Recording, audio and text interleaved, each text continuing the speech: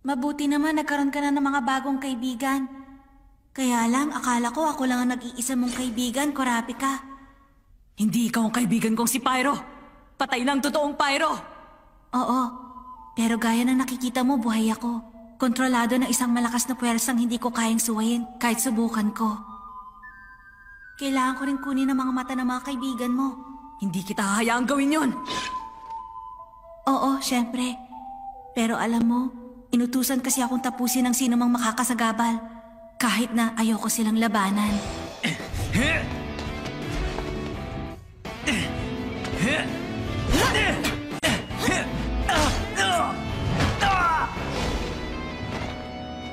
Leorio!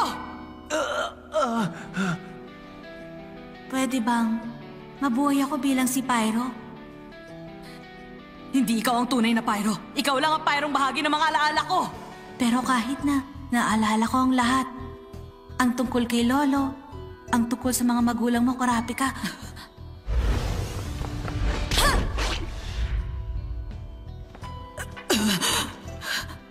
Kurapika, kahit na mamatay ka, magiging okay din ang lahat dahil mabubuhay ka muli bilang isang manika. At pwede na tayong mabuhay ng magkasama, tulad noon.